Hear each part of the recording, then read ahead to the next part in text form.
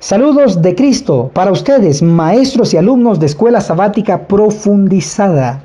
Estamos en los comentarios de la lección titulada El Espíritu Santo y una vida santa. Saludamos a todos nuestros hermanos que nos siguen cada semana en nuestro canal en YouTube. Leeremos algunos comentarios de ellos.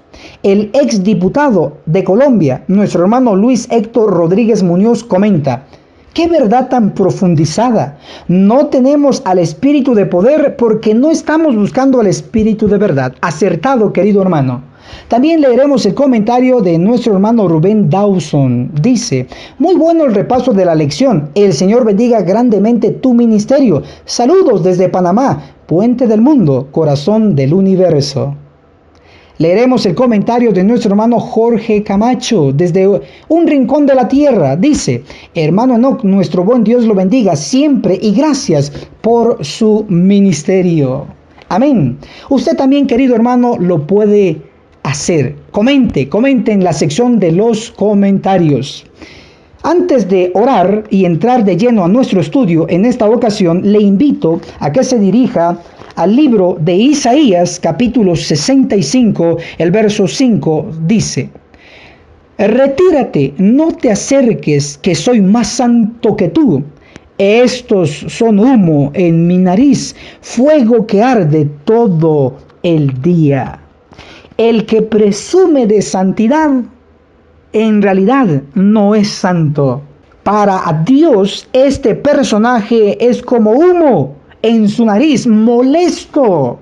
Le invito a que nos arrodillemos y oremos.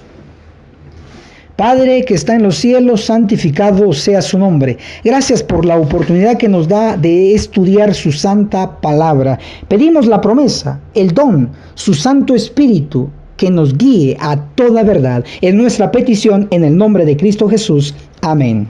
En relación a nuestro tema, diremos que Cristo, cuando quería resaltar algo importante, Él lo repetía.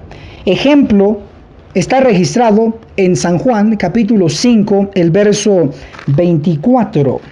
En la Reina Valera Gómez 2010 dice: de cierto, de cierto. Cuando dice desierto se refiere al término cierto, que es verídico, que es verdadero. No se está refiriendo a un desierto donde hay arena. Dice desierto, desierto. Noten que hay una repetición implicando que es importante. También encontramos en Mateo capítulo 23, el verso 37, Jerusalén, Jerusalén. Noten que hay una repetición. Lucas capítulo 10, verso 41. Dice: Marta, Marta. Nuevamente encontramos la repetición. Pero cuando hablamos de los atributos de Dios, el atributo de Dios que se resalta sobre todos es la santidad de Dios. Eso lo podemos notar en Apocalipsis, el capítulo 4, el verso 8. Cada uno de los 4 seres vivientes tenía 6 alas alrededor y por dentro estaban llenos de ojos. Y día y noche decían sin cesar: Santo, Santo, Santo es el Señor Dios Todopoderoso, que era, que es y que ha de venir. ¿Cuántas veces se mencionó el atributo de Dios? 3 veces, implicando que es sumamente importante. Puesto que el Espíritu Santo es Dios, Él es santo, es el agente santificador. Eso se comprueba en Romanos capítulo 1, el verso 4. El Espíritu de santidad. También lo reafirma Pablo en 1 Corintios capítulo 6, verso 11. Declara: ya habéis sido santificados por el Espíritu de nuestro Dios. Debo mencionar que el Espíritu santificador existía antes de la creación. Lo comprobamos en Génesis capítulo 1, el verso 2.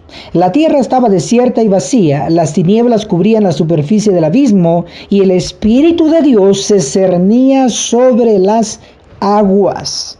Acá está el Espíritu de Dios. En conexión a ello, leeremos Efesios capítulo 1, el verso 4. Dios nos eligió en Él desde antes de la creación del mundo, para que fuésemos santos.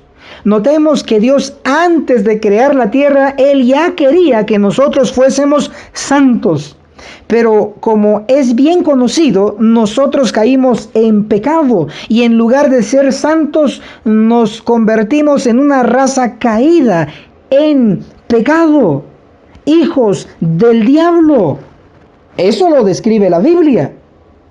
Leeremos que se presentó una solución. Colosenses capítulo 1, el verso 22. Dice, pero ahora os ha reconciliado por su cuerpo de carne, por medio de la muerte, para haceros santos, sin mancha e irreprensibles ante Él. Antes de la creación quería que fuésemos santos. Caímos en pecado, dejamos de ser santos. Viene Cristo y muere por nosotros en la cruz para hacernos santos. Dios siempre ha querido nuestra santidad. Esta verdad se refleja en Génesis capítulo 1, el verso 28. Y los bendijo Dios, les dijo, fructificad y multiplicaos, llenad la tierra y gobernadla. ¿De qué iban a llenar la tierra? La respuesta es de seres humanos. Pero esos seres humanos ¿serían santos o diablos? La respuesta es de santos. ¿Por qué? Porque aún el hombre no había caído en pecado cuando se les dio esta orden de llenar la tierra. Hasta el capítulo 3 se nos menciona la caída del hombre. Pero lo que leímos es Génesis 1, verso 28. Llenad la tierra de santos. Pero como ocurrió la caída, entonces, ¿será que cambió el plan del Señor? Por supuesto que no. El plan sigue vigente. Dios quiere la tierra llena de santos. En el caso del pueblo de Israel se refleja la misma verdad. Éxodo capítulo 19, verso 6. Y vosotros seréis mi reino de sacerdotes y gente santa. Esto di a los israelitas. Dios quería gente santa con el pueblo de Israel y aún lo quiere. Para ello, Dios realizaba un día de expiación todos los años con el pueblo de Israel. Eso lo podemos leer en Levíticos capítulo 23, el verso 27.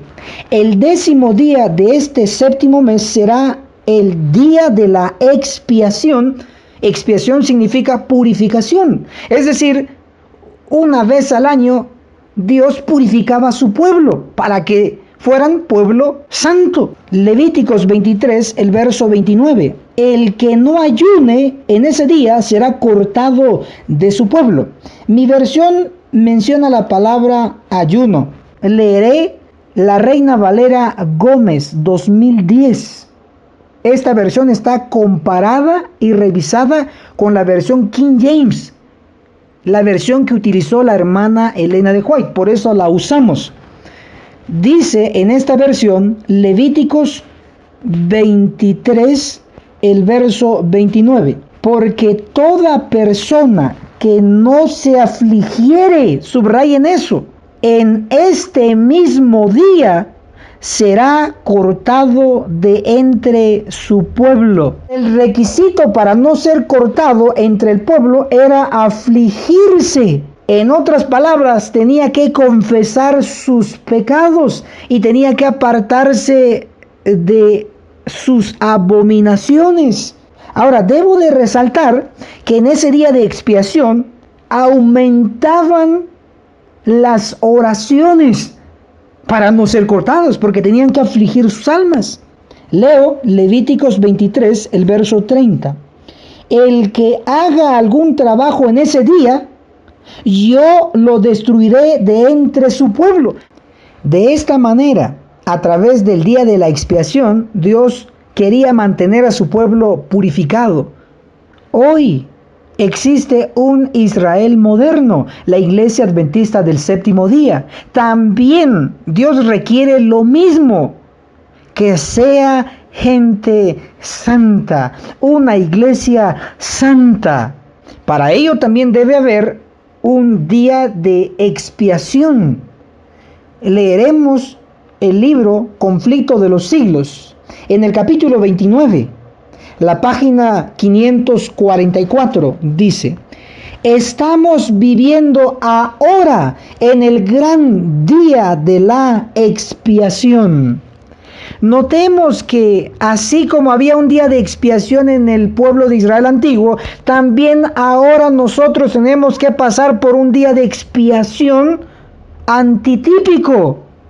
Para comprender en su plenitud el tema del día de expiación antitípico de nuestro tiempo, debemos comprender que la inspiración ha registrado dos clases de santos. En el libro Primeros Escritos, en el capítulo Mi Primera Visión, página 15, registra la primera clase de santos. Los 144,000 santos vivientes reconocieron y entendieron la voz. A los 144,000 se les llama santos vivientes, pero hay otra clase de santos. Primeros Escritos, el capítulo Visiones subsiguientes, en la página 35, declara: la voz del Hijo de Dios despertó a los santos dormidos y los levantó revestidos de gloriosa inmortalidad. Entonces notemos que los santos vivientes no prueban la muerte, serán inmortales. Los santos dormidos luego resucitarán y recibirán inmortalidad. Definimos entonces que hay santos vivientes y santos dormidos. Tanto los muertos como los vivos serán juzgados, porque Dios quiere conservar la santidad entre su pueblo. Comprobemos que los muertos serán juzgados. Para ello leeremos Conflicto de los Siglos en el capítulo 29, el juicio investigador, la página 536. A medida que los libros de memoria se van abriendo en el juicio, las vidas de todos los que hayan creído en Jesús pasan ante Dios para ser examinadas por Él. Noten esto: empezando con los que vivieron los primeros en la tierra. Estos que vivieron primero en la tierra, hoy por hoy están muertos. Me refiero a Adán, a Eva, a Abel, etc. Leo nuevamente: empezando con los que vivieron los primeros en la tierra. Nuestro abogado presenta los casos de cada generación sucesiva y termina con los vivos. Si termina con los vivos, entonces empieza con los muertos, con los primeros que vivieron en la tierra. Entonces tenemos el juicio investigador en dos secciones: juicio investigador de los muertos y juicio de los vivos. Analizaremos: número 1, las oraciones de los santos muertos. Número 2, las oraciones de los santos vivos. Empecemos con el primero. Debemos comprender que Apocalipsis 4 y Apocalipsis 5 registran el escenario del juicio en el santuario celestial. Apocalipsis 4, el verso 2, declara: al instante fui en espíritu y vi un trono en el cielo y uno sentado sobre él. Aunque aquí no se describe quién es el que está sentado en el trono, Daniel capítulo 7 verso 9 sí lo hace. Mientras yo miraba, fueron puestos tronos y un anciano de muchos días se sentó. El que se sienta en el trono es el anciano de muchos días y él es Dios el Padre. ¿Cuál es la función en el santuario celestial, en ese escenario? Daniel 7, verso 22, hasta que vino el anciano de días y pronunció juicio en favor de los santos del Altísimo. Si Dios el Padre pronuncia juicio, implica que Él es el juez. Aclarado esto, leeremos Apocalipsis 4, el verso 8. Cada uno de los 4 seres vivientes tenía 6 alas alrededor y por dentro estaban llenos de ojos. Y día y noche decían sin cesar: Santo, Santo, Santo es el Señor Dios Todopoderoso, que era, que es y que ha de venir. ¿A quién le dicen esto los 4 seres vivientes? Apocalipsis 4, el verso 9 dice: y cada vez que los seres vivientes daban gloria, honra y alabanza al que estaba sentado en el trono, al que vive para siempre jamás. Se dirigían ellos a Dios el Padre. Pero si se dirigen a Dios el Padre, puesto que Él es Dios y Cristo también, implica que no solo el Padre es santo, sino que también Cristo es santo, santo, santo. Pero acá directamente se dirigen a Dios el Padre. Apocalipsis capítulo 5, el verso 1 declara: y en la mano derecha del que estaba sentado sobre el trono vi un libro escrito por dentro y por fuera, sellado con 7 sellos. ¿Quién es el que está sentado en el trono? Dios el Padre, el anciano de días, el juez. ¿Qué tiene en su mano derecha? Un libro con 7 sellos, declara Apocalipsis 5, verso 1. El libro con los 7 sellos, ¿qué contiene? La respuesta nos lo da el libro inspirado Palabras de Vida del Gran Maestro, el capítulo Un mensaje a la Iglesia Moderna, la página 236. Así hicieron su elección los dirigentes judíos. Su decisión fue registrada en el libro que Juan vio en la mano de aquel que se sienta en el trono. Entonces noten que la decisión de los dirigentes judíos de matar a Cristo fue registrado en el libro que lo tenía el que estaba sentado en el trono. Y ya hemos declarado que el que estaba sentado en el trono es el anciano de días, Dios el Padre, el juez. Entonces se ha comprobado que el libro con los 7 sellos contiene los registros de los que van a ser juzgados. Y recuérdense que el juicio empieza primero con los muertos y termina con los vivos. Ahora, para reforzar esto, leeremos Apocalipsis capítulo 20, el verso 12. Y vi también a los muertos, grandes y pequeños, de pie ante el trono. Los libros fueron abiertos y otro libro fue abierto, el libro de la vida. Y los muertos fueron juzgados según sus obras por las cosas que estaban escritas en los libros. Con esta luz presentada, ahora entenderemos Apocalipsis 5, verso 8. Cuando el libro, acá se refiere al libro con los 7 sellos, el libro que tiene los registros de los que van a ser juzgados, cuando tomó el libro, los 4 seres vivientes y los 24 ancianos se postraron ante el Cordero. Cada uno tenía un arpa y una copa de oro llena de incienso, que son las oraciones de los santos. Resaltaré una de las varias señales que indican el inicio del juicio de los muertos. Daniel capítulo 7, el verso 10. Un río de fuego salía delante de él, millares de millares le servían y millones de millones asistían ante él. El tribunal se sentó en juicio y los libros fueron abiertos.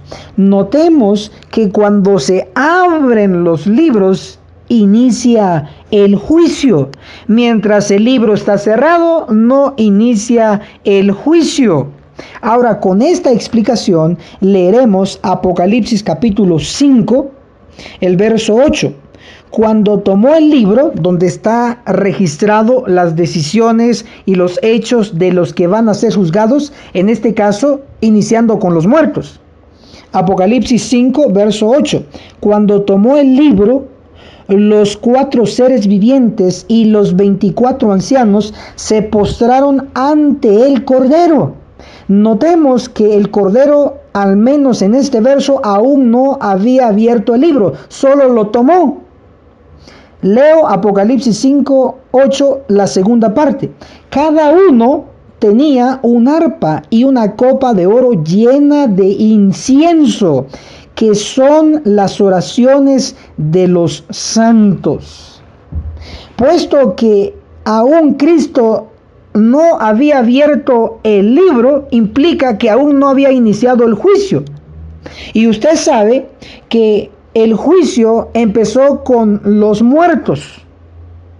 Cuando acá dice en Apocalipsis 5:8, cada uno tenía un arpa y una copa de oro llena de incienso, que son las oraciones de los santos. Estos santos son los santos muertos, porque el juicio estaba a punto de iniciar, y como es ya sabido, se iniciaría con los muertos. Por lo tanto, las oraciones presentadas en ese momento eran de los santos muertos para ser tomadas en el juicio. Estas oraciones de los santos muertos son oraciones que fueron hechas mientras estos juzgados estaban vivos. Esto implica que nuestras oraciones que realizamos mientras estamos vivos son registradas, y si llegásemos a morir, pasaremos en el juicio investigador de los muertos, y nuestras oraciones serán usadas en favor nuestro o en contra nuestra. Ahora analicemos las oraciones de los santos vivos, un tema vital e importante para usted y para mí, porque estamos vivos. Apocalipsis capítulo 8, verso 1 dice: y cuando el Cordero abrió el séptimo sello, hubo un silencio en el cielo de casi media hora. Como estudiantes de la Biblia sensatos, sabemos que un día en profecía equivale a un año, y lo avala Números 14:34, Ezequiel 4:6. Pero una media hora en profecía, ¿a qué equivale? Equivale a una semana, es decir, a 7 días. Para mayor información, le invito a que busque en YouTube, en nuestro canal, el título: El séptimo sello, la media hora de silencio. En ese video explico a grande escala este tópico. Sin embargo, resaltaré en esta ocasión que los 7 días representan algo.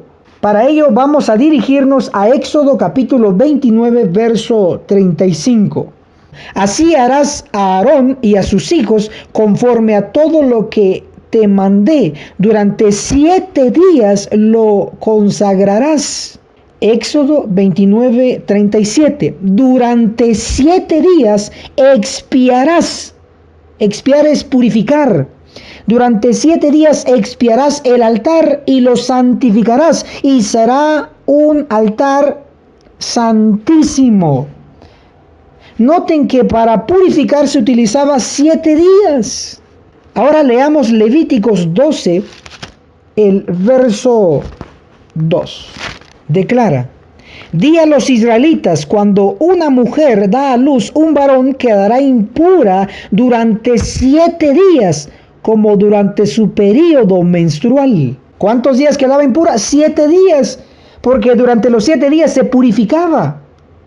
Leamos ahora Levíticos capítulo 13, el verso 4.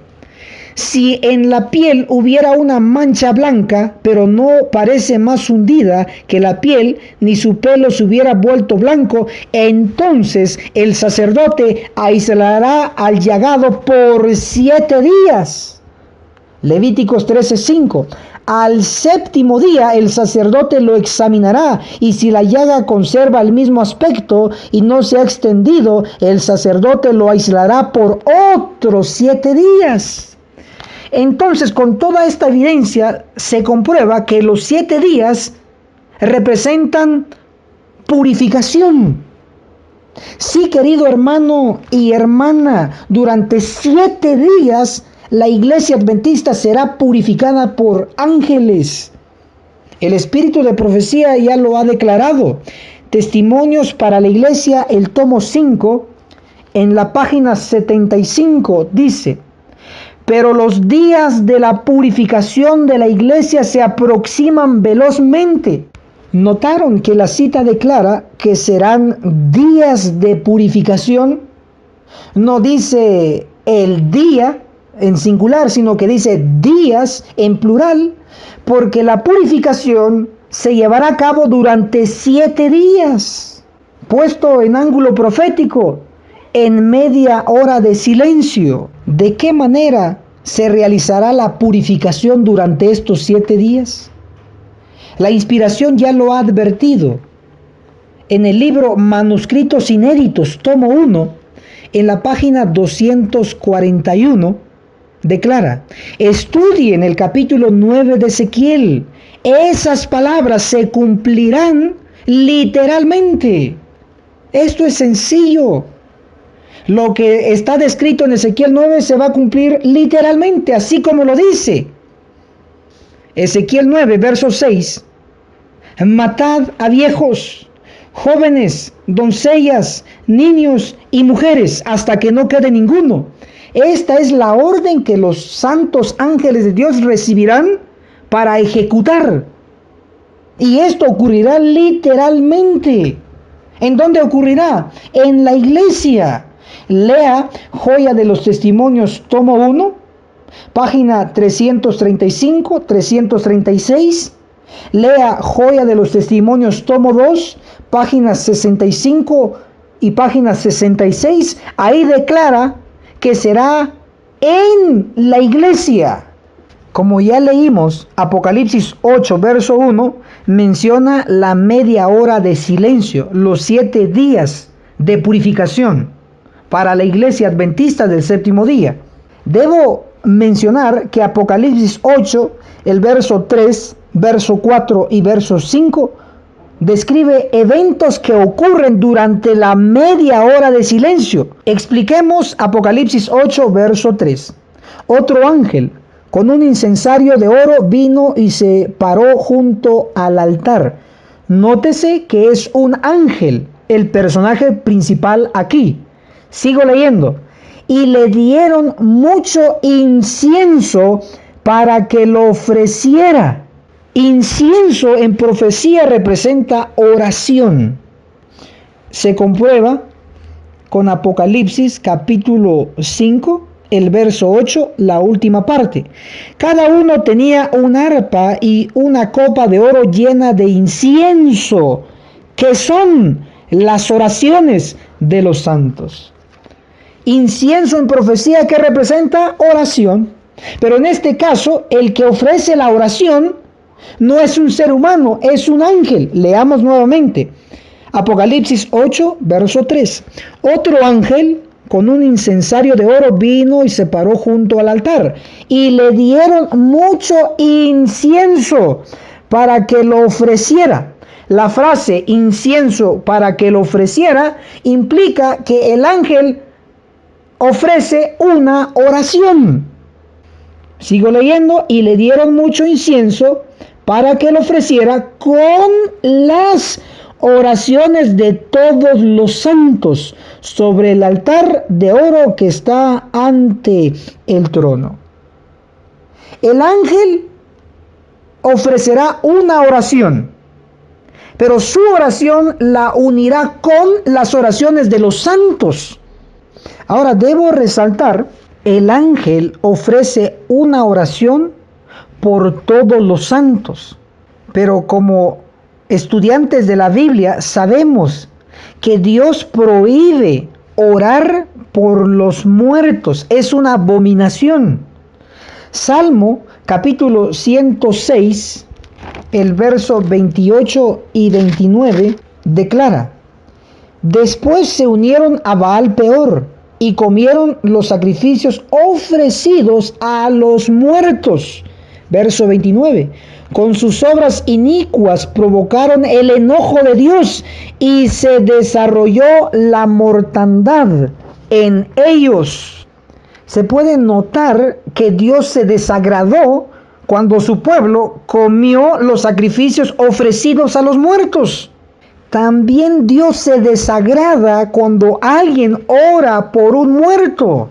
Eso es abominación. Puesto que está prohibido que un hombre ore por un muerto, también un ángel tiene prohibido orar por un muerto.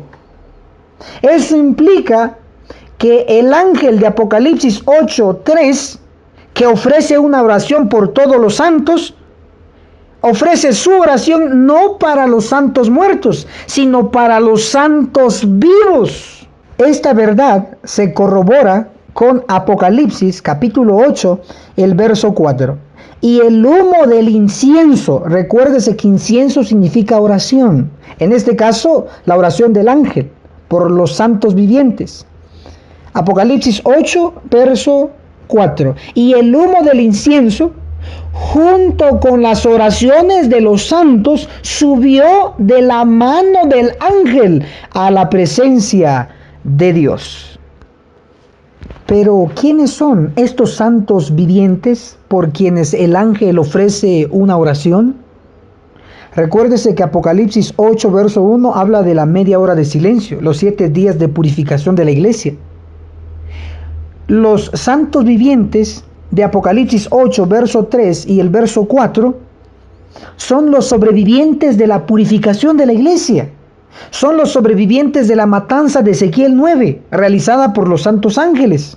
Eso se puede notar en Ezequiel capítulo 9, verso 6, matad a viejos, jóvenes, doncellas, niños y mujeres, hasta que no quede ninguno. Pero todas estas clases que ya mencionamos mueren porque no reciben el sello. Pero noten que sigue diciendo Ezequiel 9, verso 6, segunda parte. Pero no toquéis a ninguno que tenga la señal. Los que sobrevivirán los 7 días de purificación son los que tengan la señal, los que tienen el sello. Y la Biblia registra que los únicos que obtendrán el sello son los 144,000. ¿Dónde lo dice? Apocalipsis 7:4. Y oí el número de los sellados, 144,000 sellados. Entonces los sobrevivientes son los sellados, los 144,000. Apocalipsis 8, el verso 3, cuando habla de las oraciones de todos los santos, se refiere a los santos vivientes, los 144,000. Porque durante la media hora de silencio, que será el día de expiación antitípico aquí en la tierra, recuérdese que en ese día de expiación, el que no afligía su alma, el que no confesaba sus pecados, el que no se apartaba de sus pecados, era cortado. En ese día de expiación aumentaban las oraciones del pueblo de Dios para no ser cortados. Es por ello que en este día de expiación antitípica, la media hora de silencio, los 7 días de purificación, en ese tiempo las oraciones de los santos incrementarán, porque estarán afligiendo sus almas. Entonces las oraciones de los santos vivientes, los 144,000, ascenderán al cielo y el ángel allá orará por ellos y unirá su oración con la de los santos vivientes y lo presentará ante Dios. Se puede notar que en Apocalipsis 8, verso 3 y verso 4, las oraciones de los santos incrementan y llega al cielo. Pero en Apocalipsis 8, verso 5, que ocurre después del incremento de oraciones, leemos: el ángel tomó el incensario, lo llenó con fuego del altar y lo arrojó a la tierra. Noten que después de presentar el ángel su oración en favor de los santos, se envía fuego del altar hacia la tierra. ¿Qué simboliza ese fuego del altar enviado a la tierra? Hechos, el capítulo 2 nos da la respuesta. Hechos, capítulo 2, el verso 1, declara: y cuando llegó el día del Pentecostés, estaban todos juntos en el mismo lugar. ¿Cuántos eran ellos? 120, de acuerdo a Hechos 1:15. Ahora leamos Hechos 2, el verso 3. Y les aparecieron lenguas como de fuego, que se repartieron y se posaron sobre cada uno de ellos. lenguas como de fuego, que se envía después de las oraciones de los santos. Se envía fuego del altar hacia la tierra. ¿Pero qué representa ese fuego del altar enviado a la tierra? Representa al Espíritu Santo. Sí, después del incremento de las oraciones de los santos vivientes, el Señor enviará a su Santo Espíritu, el derramamiento en poder. Se puede notar que primero se incrementaron las oraciones y después se derramó el Espíritu Santo. En este caso, bajo la ilustración del fuego del altar enviado a la tierra. Este mismo orden se puede notar en la experiencia de los 120. Para ello leeremos el libro Testimonios para los Ministros, el capítulo Necesidades Humanas. En la página 170 dice: especialmente deben orar los hombres porque el Señor elija sus instrumentos y bautice a sus misioneros con el Espíritu Santo. Durante 10 días oraron los discípulos antes que viniera la bendición pentecostal. Mismo principio. Incrementan las oraciones, se purifica el pueblo y entonces después envía a Dios su Espíritu Santo en poder. La diferencia radica en estos derramamientos del Espíritu Santo. En el primero, de acuerdo a Hechos 1:15, y de acuerdo a Hechos capítulo 2, todo el capítulo, fueron 120 los que recibieron el derramamiento del Espíritu Santo. Pero en nuestro caso, en nuestro tiempo, no será 120, sino que el número incrementará, de acuerdo a Apocalipsis 7:4, a 144,000. Lo que Juan, el revelador, escribió en Apocalipsis 8, del verso 3 al 5, está reflejado en palabras modernas en el libro inspirado Testimonios para la Iglesia, el tomo 9, en la página 102, el capítulo Llamamiento a los miembros de la Iglesia. Declara: en visiones de la noche pasó delante de mí un gran movimiento de reforma en el seno del pueblo de Dios. Los enfermos eran sanados y se efectuaban otros milagros. Se advertía un espíritu de oración, como lo hubo antes del gran día del Pentecostés.